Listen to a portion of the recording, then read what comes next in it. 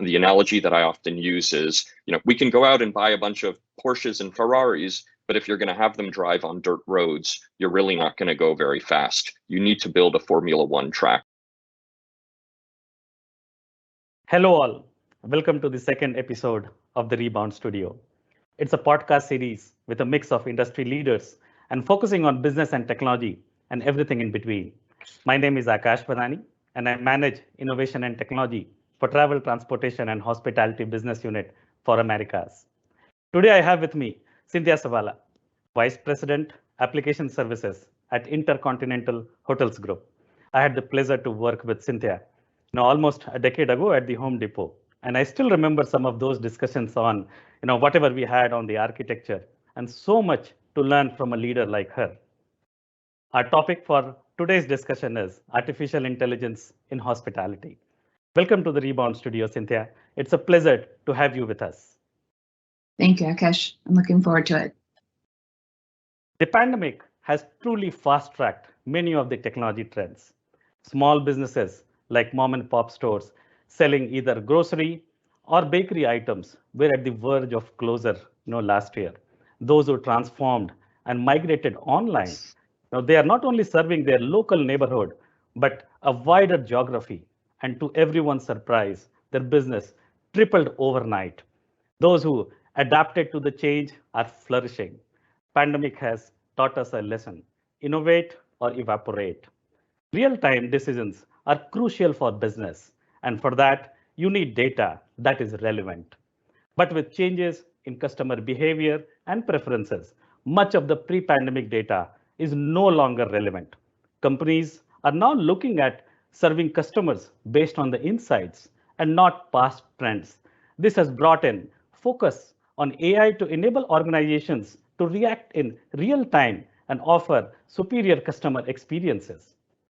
Currently, the focus is on IT, and IT-enabled capabilities are leading the technology plan, with more than 70% of the organizations either using or planning to use AI. That is almost 60% increase from where the intent stood pre-pandemic.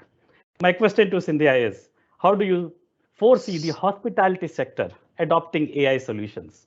Has the pandemic increased the need for quicker adoption, or do you see any challenges in its implementation? Sure, well, thanks. Well, first of all, at IHG, let me just say that we're always looking for ways to evolve our ecosystem and our platforms to help design them to create a more seamless customer experience, as well as to create more efficiencies for our hotel teams and drive value for our owners. So the pandemic is not necessarily creating a new opportunity for us, but I will say that it's probably created a few new scenarios that we have looked at. There's several ways that AI can help us, some that are not new, including chat, search in the booking flow. Those are not necessarily new opportunities in the customer journey.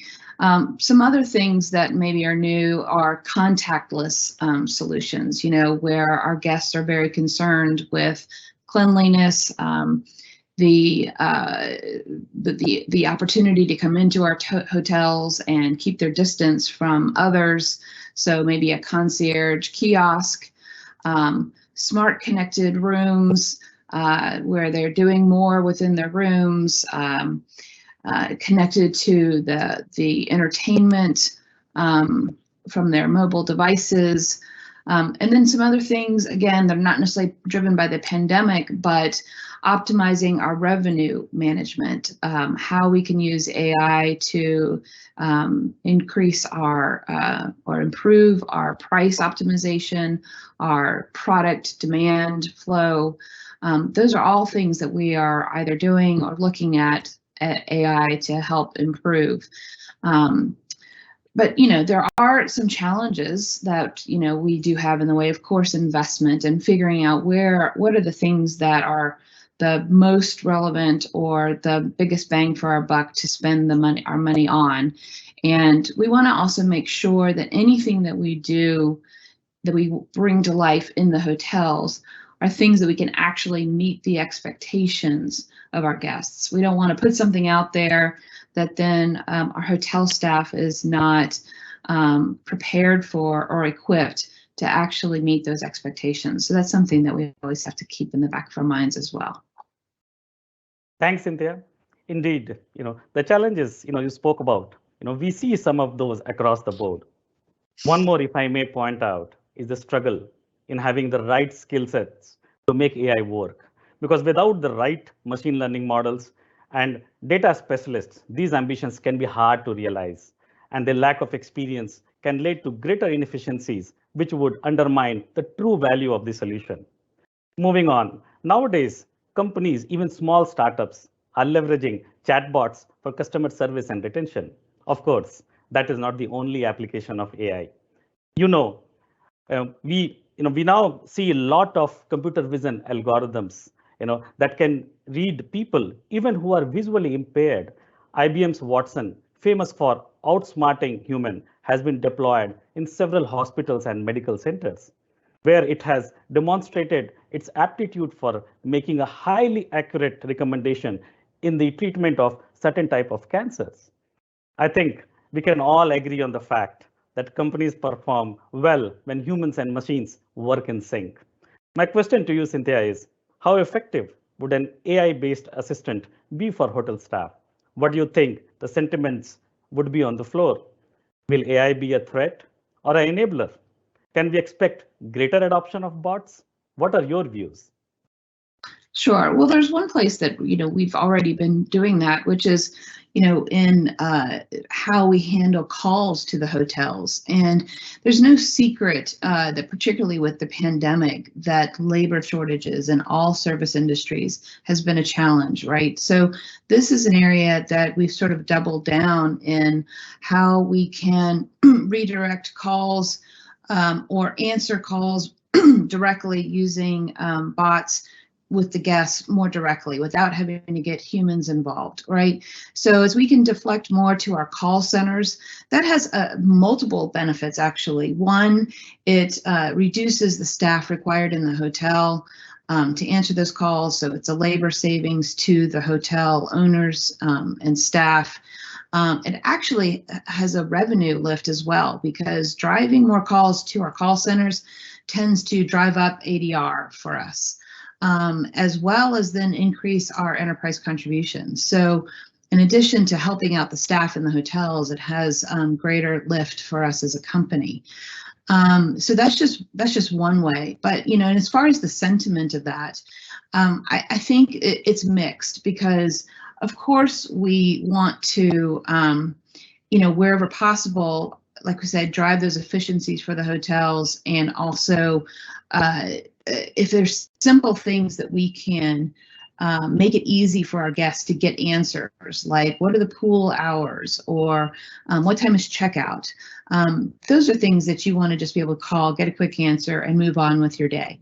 But on the other hand, we also don't want to miss out on the opportunity for those human interactions, which make it special to come to our hotels, right? So it's picking the right places to use those bots to help create those efficiencies, but not replacing humans where we want to have those interactions. So it's finding the right balance there. I like your last point, Cynthia. Human interaction, is hard to replace, and I don't think humans can ever be automated out of jobs. Even with the most powerful algorithm, there will always be things humans do better. On to our next topic. Simply relying on great service to do our branding is no longer enough. We now live in a feedback-driven world. Online mentions, reviews, survey results, customer care interactions, you name it.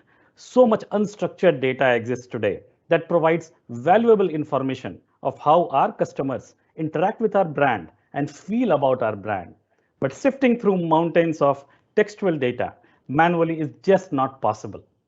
My next question to you, Cynthia, is to ensure continuous customer loyalty and experience, there is an increased need for the industry to capture and process guest sentiments from various public sources. Do you see AI playing a critical role here? Of course. And actually, it can help us in a number of ways. Looking at your sentiment analysis data from the public can, first of all, help you with your customer segmentation. It can show you some trends of what your guests are saying about your brand. It can show you some segmentations of what different guests in different categories want. Some help to actually formulate what products and services you should be offering to your guests, for the future, for your roadmap. It also can help you identify maybe problem areas that you have, maybe certain hotels that are underperforming. You can dig out of, a trend of that you're seeing. So sentiment analysis at an aggregate level can really be beneficial in a lot of different ways by mining that data and utilizing the tools that are out there for that. Yes, and if you see, travel planning is expected to change a lot in coming years. And prediction tools that can provide guests with a perfectly curated end-to-end travel plan, and that too at a price point that they have in mind, will be a game changer for loyalty. On that note, we know that tailor-made services such as offering guests with their preferred newspaper boosts revenue and brand loyalty. But as guest expectations change, companies are looking at technology to deliver highly personalized experience. I believe AI would help in. My next question to you is, what are your views on the application of AI in the area of hyper-personalization? Well, it's certainly something that can be beneficial both to us as a company as well as to the guest. I think the important part is understanding which guests want this hyper-personalization, as far as room preferences, or what do you want, what drinks do you prefer when you come to our restaurants, what pillows do you like, are there certain foods that you like to have in your room when you arrive, those kinds of things. And all of that can make you feel very welcomed and special. But again, it's important to know who wants that kind of recognition, because you can easily cross over the line into being creepy. And I think understanding the context of who you are, why you're traveling, the context of why you're traveling is very important, and who's asking for that. So for instance, if I'm traveling for business, I may come into the hotel and I want to be recognized. Welcome, Mrs. Czabala. We're happy to see you back. We have your room on the floor that you prefer, away from the elevator. All of that's good stuff. But when I come back, at the end of the year, I've saved up my points and I bring my family for a really nice trip in one of our luxury properties, then, that's when I really want them to go all out. That's when I want them to not only remember me, but, recognize that my children, let's a small touch of something for them in the room, or a bottle of champagne for my husband and I at our dinner table, or something like that. That's when the real personalization means more to me, when the context of why I'm traveling and who I'm traveling with means so much more. True, absolutely. And once we are able to provide guests with personalized room or experience like you spoke about, there is no room for them to go elsewhere. Moving on to our last topic, which I'm sure a lot of listeners would be curious to know: room service robots. So robots are infiltrating the world of face-to-face customer service.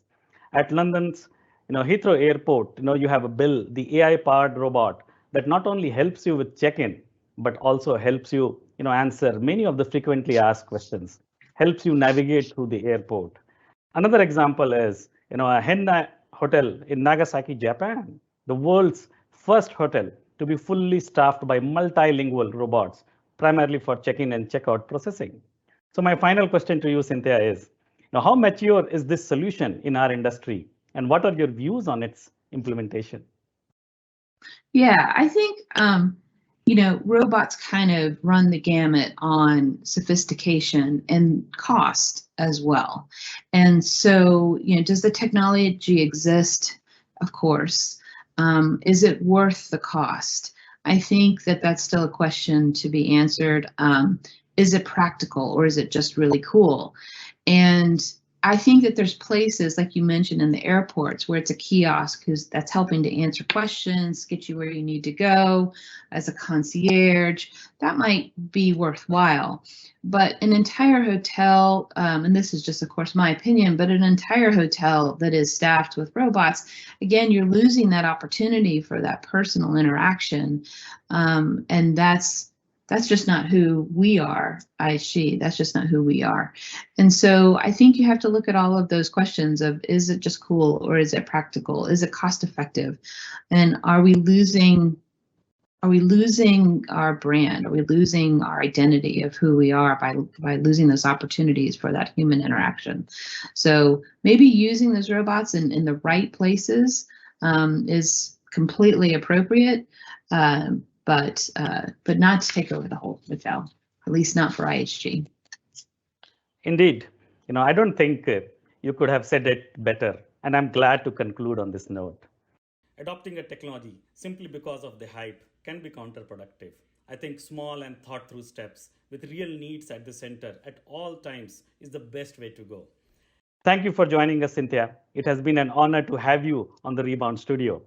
AI is a hot topic, and its application, especially in the travel and hospitality industries, is something I'm sure a lot of us, as customers, whether as hotel guests or airline passengers, anticipate with great personal interest, because we look for greater efficiencies and enhanced experiences. Thanks, Akesh. I appreciate you having me. Thank you. And thank you, listeners, for tuning in. Do look out for the next episode of the Rebound Studio. We'll be back with another topic of high relevance and with another guest.